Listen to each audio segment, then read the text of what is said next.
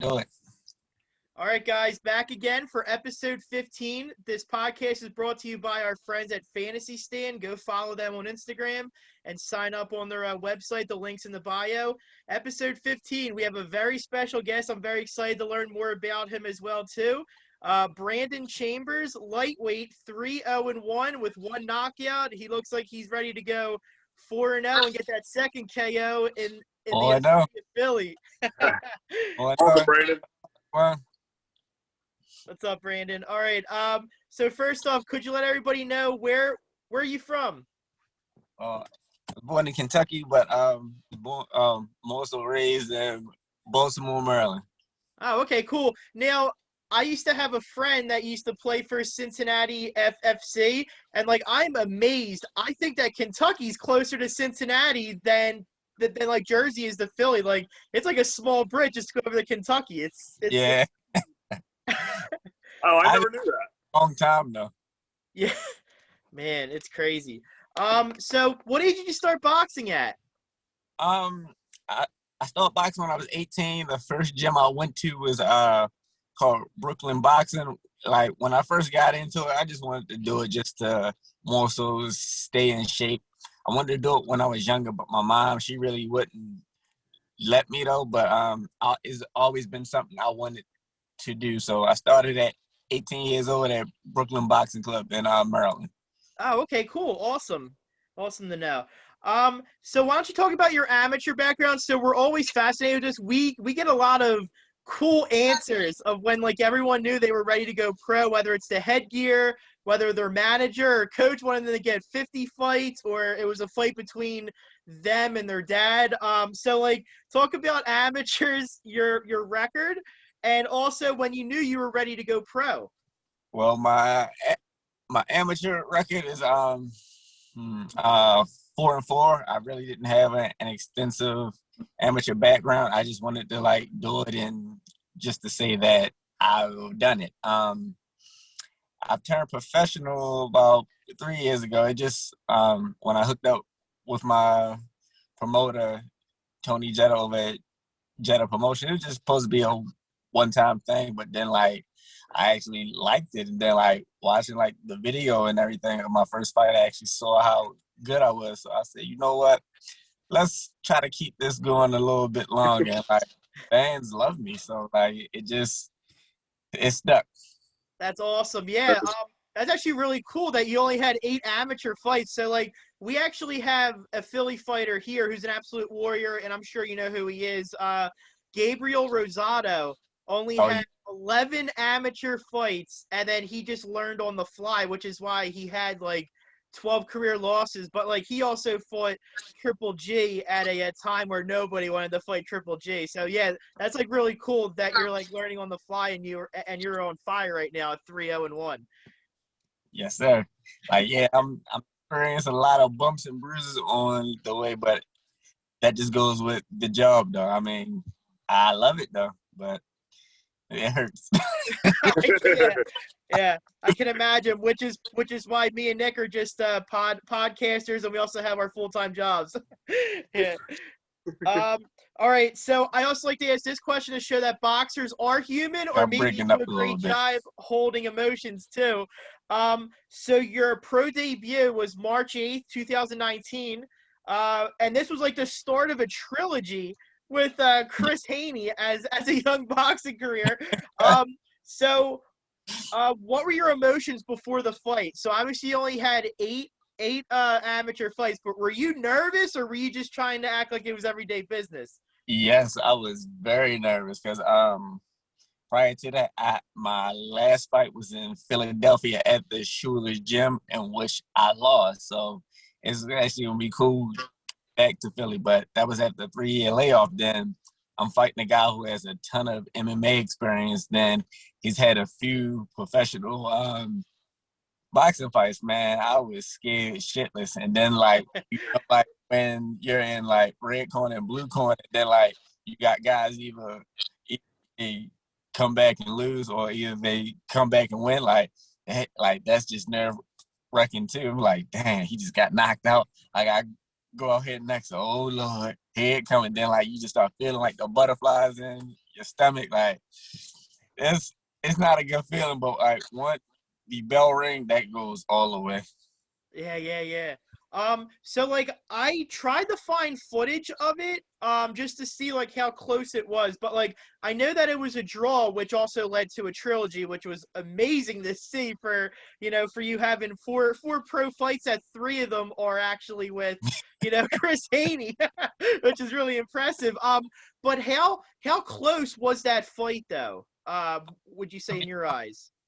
To be honest, I really felt like I won the first fight. I thought the ref should have like stopped it. I thought I was gonna put him out in the second round. Like I threw like 64 punches with in the medic. At one point, he looked like he was gonna stop it, but then he didn't stop it. Then once the bell rung, I looked over at like the ref. He's smiling. I'm looking at him like, oh my god. Oh my God, that's So funny.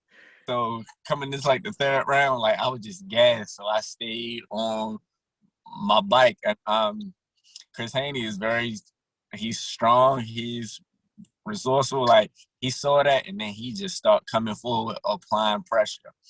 So in the fourth round, I felt as though I had won that round too. I wasn't as gassed. I had boxed them, but I guess the judges seen something a little bit different. And to be honest, like it's probably my toughest opponent I ever like fought on the street, fought in the ring, ever sparred. Like that guy was just a dog. Man. Yeah, so like you wound up finishing the trilogy up like 2-0-1, but like of course in your eyes you won the first fight. Yeah. Um so is it safe to say that he won't be making the trip up to Philly with you? Or are you Yeah. looking to get it back in again? No more Chris Haney and I'm no longer fighting at 135. If I'll be fighting at featherweight or super featherweight. So I'm probably just be staying around like 130, Oh, okay. 126 now.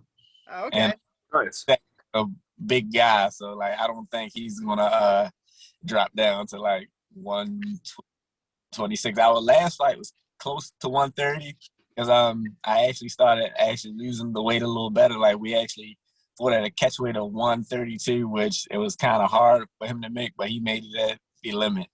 Oh, okay. Now, like, was he like cool, or was this like a rivalry where like the both of these like kind of like hated each other, or was it like kind of like, all right, we're gonna fight a third time, so let's just get it over with, or like was there like some type of like trash talk or anything happening, or no?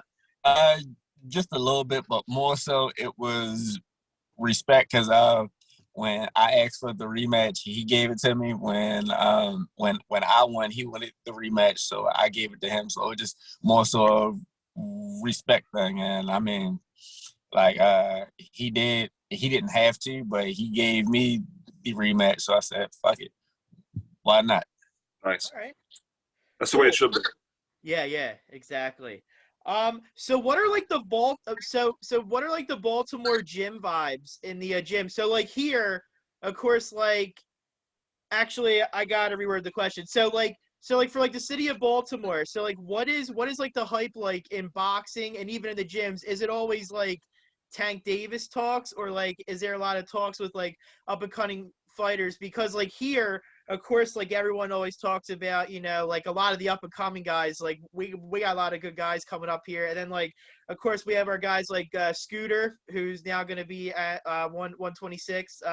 Stephen Fulton Jr., of course, Julian J. Rock Williams, of course, Danny Garcia is always going to be that legend because he's a two-weight division champion for like the WBC and all. But like, yeah, what's like the Baltimore vibes like in boxing and also even in Maryland? Yeah.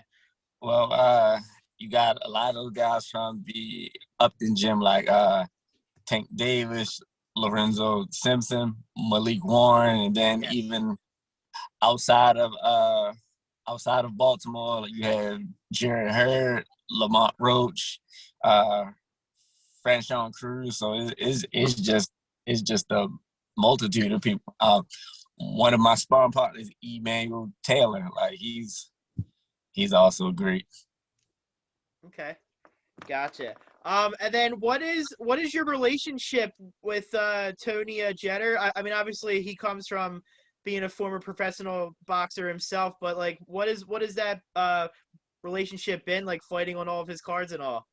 Man, Tony, that is my man. 50 grand. Like, I love Tony.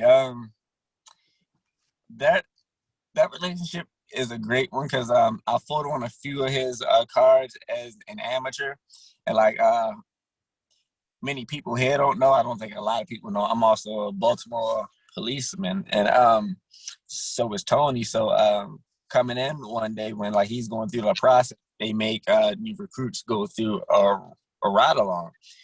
Tony didn't remember who I was. Back then, I used to have long dreadlocks when like I was fighting. So walking into the roll call room, I was about to mess with him, but like he was looking scared. And I was like, "Hey, do you remember me?" He looked at me, smiled like, "No, should I?"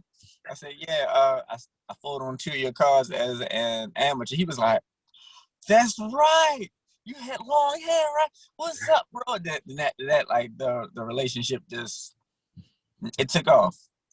Like that's I can honestly probably say to you that's one of my best friends. Awesome. Yeah, no, it's always cool to hear that. So like, not only do you work with him, but also, you know, he's your boxing promoter too. So like, that's like awesome type of friendship, and also business friendship too. That is Right. awesome to see.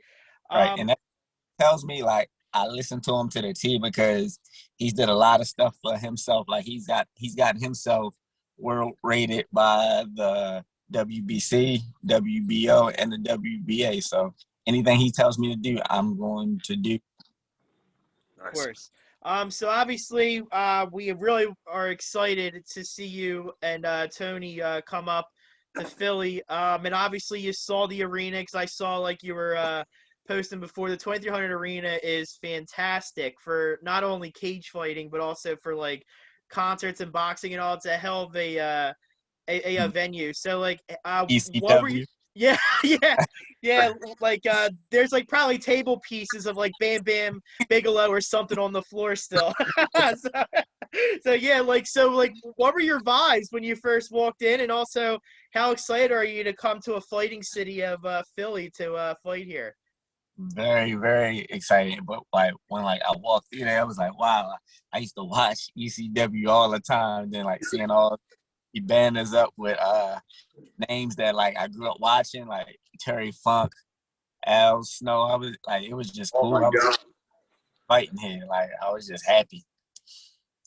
Yeah, it's an awesome venue. So like, I'm praying to God that they're gonna add more capacity, because like I kind of want you guys to feel the crowd vibes and stuff, because it gets awesome when like there's a lot of people in there, and like everybody's hyped for from fight 1 to 6. So like, yeah, there's always awesome vibes and Like all. It's just a hell of a venue. I unfortunately never caught an ECW event there, but I always remember seeing like somebody getting a 3D by Devon or Bubba Ray Dudley, you know, on TV. Yeah. on like thumbtacks and shit. Yeah. ladders and shit. Barbed wire wrapped around a bat, getting smoked in the back with it. I know. Oh my God. So before I get into my fun questions and also pass it over to Nick, but what are your goals for 2021? So obviously, like, 2020 is like one of those years where everyone just wants to put in a damn box and just throw into that ocean and never see again. But how active would you like to be for 2021?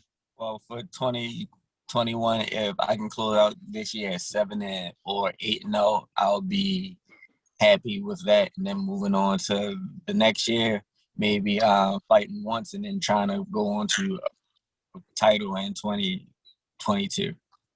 Okay. So those are my goals from 2021 to 2022. Nice. Awesome. Okay. So here are my fun questions. So I always like to ask this to people from Maryland to see where their alliance is for football. Are you Washington football, or are you the Baltimore Ravens? Man, you better get me beat up. Pittsburgh Steelers all the way. Like Oh, okay. The Damn. Steelers. it's yeah. actually a Steelers bar here too in Maryland, but man. Yeah, we usually go with the Steelers if like the Eagles are completely out of it. So that's our other Yo, Pennsylvania don't be team. saying we. I don't do that. Well, you know, I That's love Juju Smith-Schuster, so of course I'm gonna have to go with them if like we're like out of it. So yeah. it. Uh, When I was coming up, we didn't have the Ravens yet, so like you would go with any of your surrounding teams. My brother used to be a Cowboys fan, and I was a Steelers fan. I just never jumped ship. So gotcha. All right. So obviously, all right. So obviously, working and living in Maryland, I gotta ask this. So like, this is like one of my favorite TV shows. So were you a fan of The Wire? Right. And what was your favorite season of The Wire, would you say, out of the 5? Yes, I love The Wire. My favorite season was probably I'm gonna say the first and the last season, because one of my favorite characters from the first season was Omar. He had everyone shook it. Omar coming. And then from the last season, like Snoop, she was my favorite character. So Okay. Yeah, I like the first and the third one because I think Avon Barksdale and also I forget his name. Is it a Shredder or am I saying it wrong? Stringer Bell? Stringer Bell. That's it. Shredder's from the Ninja Turtles. I have no idea what the hell I was thinking. Right. So the first season and the third one because I loved Avon Barksdale's crew and all, and then also people forget that Michael B. Jordan was in first season Wallace, and he wound up getting clipped, unfortunately. So that's it. So my last question I have. So I believe and I hope you did. I hope that you got a Philly cheesesteak when you came up here to see the venue. But where did you go? I've been up and had a few before, but we tried to go to I forget the name of it, but it had like roast pork in it. But we wind up going to Tony Luke's. Yeah, Tony Luke's. Okay. Yeah, wind up going to Tony Luke's. Nice. All right. Yeah, we'll have to try to get you here to Northeast Philly to try Steve's because it's not called the Princess Steaks for nothing. So yeah, so we'll have to try to get you up here. Yeah. All right. Okay. Cool. I'm gonna pass it on to Nick now for his questions. All right, Brandon. So congrats on the baby, right? Oh, thank you. Appreciate it. Was it 6 pound, 1 ounce baby girl. baby girl? Nice. Congratulations. Third one? Third girl, yeah. Oh, man, you're blessed, huh? Right. So you're our second guest on here. We had heavyweight UFC. I won't even call him a prospect anymore. He's probably going to crack the top 10 with his fight next weekend. He's a Philly cop. Right. And when we got to talking, I don't know how to, like the time he had to spend being in like all the riots and stuff like that in Philly, and then like training for fights. I couldn't wrap my head around how he did it. I don't know if you dealt with any of that during like your camps or in your fights or anything like that. But how do you focus on training while focusing on being a cop? Well, it's that's one of the hardest things to like do. But like if it's something that you truly want, you're going to do it. Like like I put in countless hours. Like I'll get up early in the morning. I'll go running. I'll put in a 8-hour shift. Then after that, I'll go to the gym. Then on top of that, like being a cop, like your schedule is so crazy. Like you still have to watch what you eat. Like sometimes I wasn't like the best of like packing my food, but I would try to eat a lot of healthy alternatives. Like spend a lot of time at Subway, and actually I spent a lot of time at Five Guys. I would just get the little burger, but I would get the lettuce wrap. So it was more so just like a burger wrap than the lettuce, and I was always good with like weight and everything. So it's just about all in what you want and how disciplined you're gonna be to like get it. Man. Right. Yeah, I certainly wouldn't be getting a lettuce wrap from Five Guys. I would be walking out with a milkshake, the burger, the fries. Oh yeah, there's no way.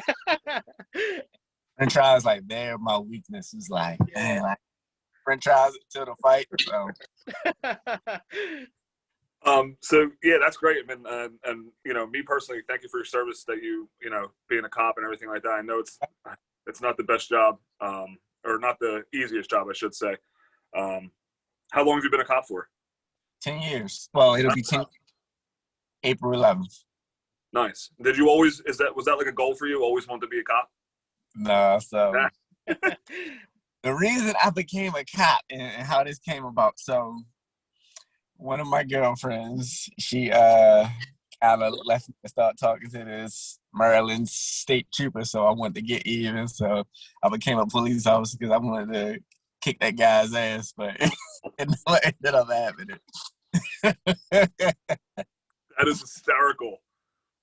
So I think did you have like a story published about you? About like how you like in it, I forget what it was, but I looked it up and it was like a picture of you and you're so involved in the community while you're at work. Is that like what you really just like you want to be the cop that like is in the community working with the young kids and everything like that? Yeah, like I actually want to show like kids like not all police are bad, and like that's the same kind of environment that I grew up in. I work on the east side of Baltimore, but I grew up on the west side, and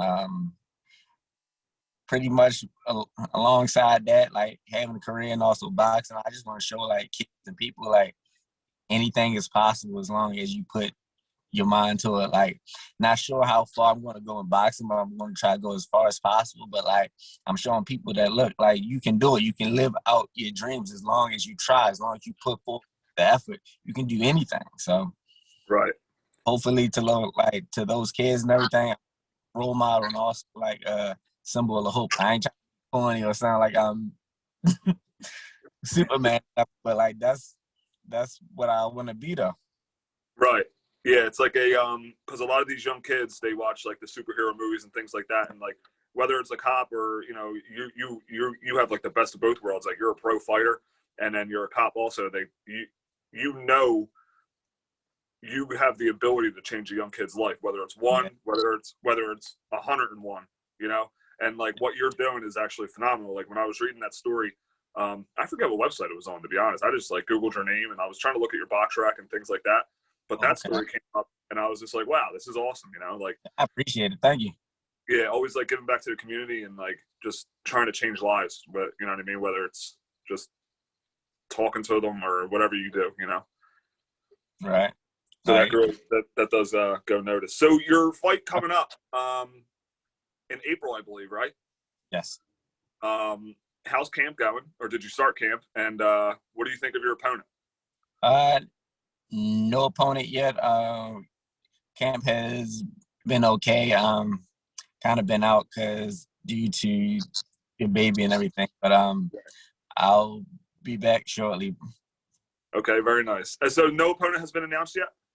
No opponent has been announced yet. All right. So are they trying to set you up to fight a Philly guy or somebody from Baltimore, or you don't know? I let Tony and the matchmaker do all that. All you do is show up. That's awesome. So, your style of fighting,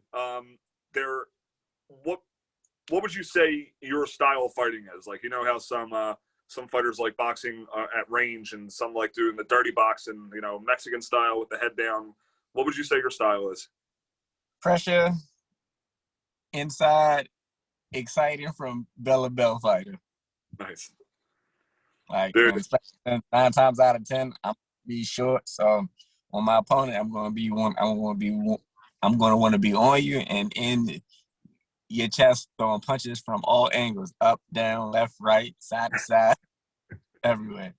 You're just nonstop. You're just like constant pressure, constant, you know, throwing punches and everything like that. Maybe like a black Oscar Valdez. You might as well.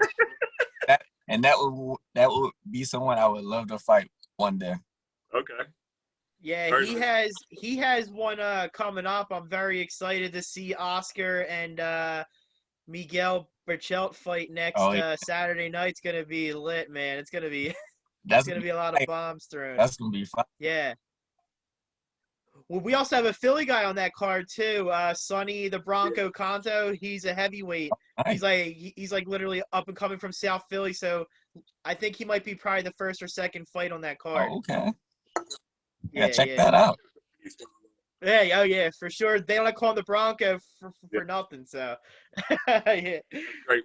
So what I wanted to get into, do you watch MMA, like all combat sports, or you just like kind of like just like boxing guy and ECW?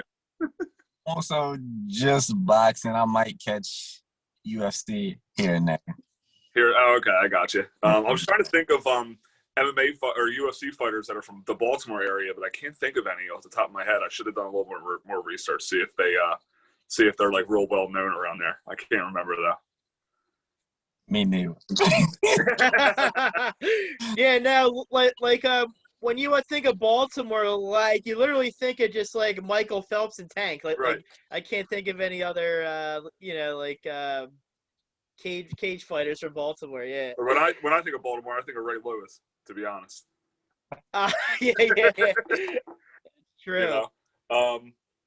So other than fighting, being a dad to 3 girls, being a police officer, what do you like to do? And just tell us a little bit about like a day in the life of Brandon Chambers, minus the whole boxing and being a cop. Well, what I love to do and what's very relaxing. A lot of people don't notice about me. Like I love to cook. Like I love cooking and just watching movies, especially horror movies. Like I'm a big horror movie fan. My favorite slasher is Freddy Krueger. Also, I like getting tattoos and I like animals. My favorite animal is the cat, whether it's not as a small house cat down to the big cats like the lions and the jaguars. Right. I think they're the definition of the perfect predator. Yes. Okay. You ever see those videos where like I forget what animal it was, but he had a whole alligator in his mouth climbing up a hill with him? Yeah, that was a leopard. Yeah, I was like, holy shit, dude! These things have to be the strongest cats on earth. He jumped right in the water, got him, and then he brought him right out of the water. Imagine going into someone like leopards don't live in water, obviously, and you go into that dude's house. You get him out of his house and you bring him up to the land. Ultimate predator. I was like, holy shit. I was fascinated by that video. Crazy, man. So really, I'm so excited to have you guys up here. I think we're going to have Jeter on. When do we have him on, Joe? So he said he wanted to do Saturday night, but I'm going to try to work with Tony to make sure that we don't cut into the Oscar Valdez card. So or our boy we'll Chris see what Dawkins. happens. Yeah. Chris Dawkins is fighting. Oh, yeah. True, yeah. Yeah. Yeah, you guys have to link up or something like that and talk, because he's the one I was telling you about. He's the Philly cop. Yeah, and I guess when like you guys told me about him, I started following him and started talking to him. The guy's very cool. He's awesome. Yeah. You talk to Chris? Yeah. Oh, nice. Good shit. Yeah, he's an awesome guy. Like cool guy. I think I called Brandon like 3 weeks ago, or even maybe a month ago. We were talking on the phone because Tony gave Brandon my number, and then I was like telling him about Chris Dawkins, how he's a Philly cop, and now like he literally might be the top 10 heavyweight in the world if he knocks out what's his name, Alex or Oleg or whatever. Yeah, Alexei Oleinik. Okay, gotcha. Yeah. He gonna do it. Watch. Oh yes, he is. That dude's a problem. He for a big ass dude like he has some of the fastest hands I've ever seen in my life. Yeah. At heavyweight, you know what I mean? Right. Yeah, that should be on ESPN Plus if you have the app, because I think boxing has first dibs on ESPN, but you should be able to watch it on the app though. Okay. Yeah, the ESPN Plus. And if you need to, I'll send you my login information to watch the fights. Oh man, look at you, Nick! He's giving him his giving the login out. Okay. Balling out over here. Nick. Is there anything else you want to give Nick? Hulu or like a Disney Plus app log into while you're at it? Can't be doing that, dude. Nah. Only that. But I'll hook you up with my mother-in-law's Netflix account if you guys need it. Oh shit, I give that to everybody. I'm like, here you go. that's funny. Shout out to my mother-in-law for that, by the way. So I'm in the process of actually the room's done, but I'm just waiting for a few more like media things, and we're gonna start doing like live podcast. And I want to have like live guests. I know you're all the way from Baltimore, but if you're ever up in the Philly area and Joey's around or anything like that, and then Joe also just talked to a guy who runs what's the City Sips.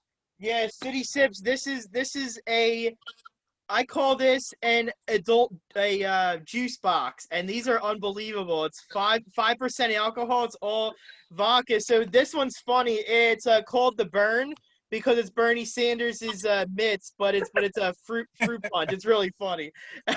But these are so good. I was throwing axes and hammering these. So it was awesome. Yeah. And Yeah, so they actually offered us. Yeah. I'm gonna try to sneak these into the arena for you, and then I'm gonna make sure you put these in your bag, all right? So you can take them home there. Yeah. I'll be sipping on them in the corner after each round. In the corner after each round, instead of water, he'll be doing drinking shots. the City Sips. Yeah. Whooping the dude's ass all bent up, dude. Oh my That's God. so funny. Yeah, so they offered us to come do like live podcasts, and we would love to. I'm gonna start talking to some fighters, and they want to come on, and I have all the media stuff for it, and it'd be great to have like, not just fighters, and just do a live podcast. That'd be great. I'm super excited. Yeah. I went out and bought. I'm not gonna tell my wife how much I spent, but it was. I think it's all gonna be worth it because I love this. I love talking. I love giving fighters. We love giving fighters a platform to talk on. Because like with a lot of these other, I won't even say podcasts, but a lot of these other boxing media guys, unless you're 28 and 0, have 4 belts, they don't want to. You know what I mean? They're not talking to you. So, I love talking about fighting. We both do, and giving fighters a platform to talk on about anything. We don't have to come here and talk about fighting. Whatever we'll just. I just love talking about the fight game with fighters that do it for a living. Yeah, I like that too.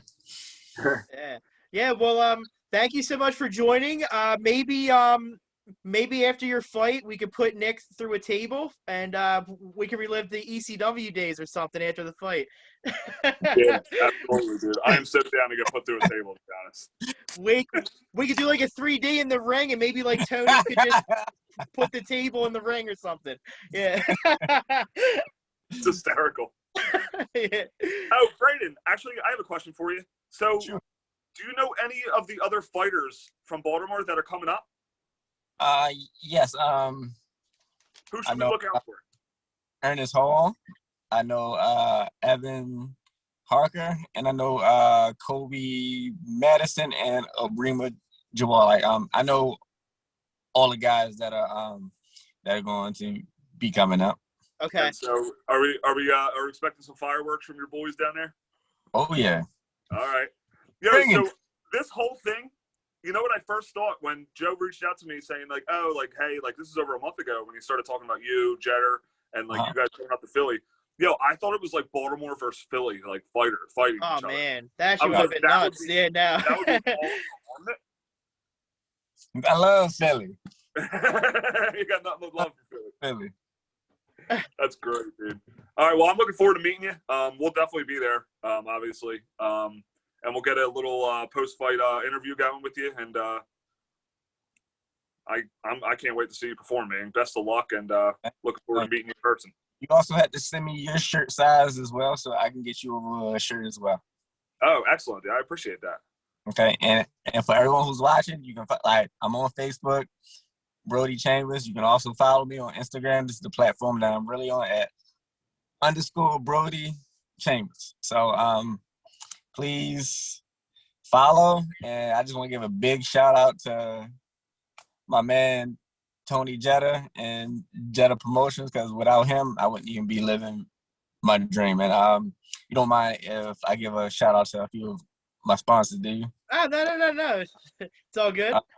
To Best Buy Waterproofing, Fire Island Grill, the Sporty Dog, GOE Clothing, Charm City Clothing, Vital Waters. Oh man, I hope I'm not missing nobody. It's still quite a few. Tactical, financial, tactical. Shit, many more. And also shout out to Nick's mother-in-law for giving Brandon all of her logins for Netflix and ESPN Plus and all. Yeah. ESPN Plus is mine, dude. That's so funny, dude. That's great. All right, man. Well, I'm looking forward to meeting you, like I said, and we'll be in touch and we'll tag everybody. We'll share this post on our Instagram, our Facebook, YouTube, things like that. So, and we'll send it over to you. Yes, sir. Appreciate it. Brandon, All right, cool. be safe out there. All right. See you, Brandon. Thanks. See you later.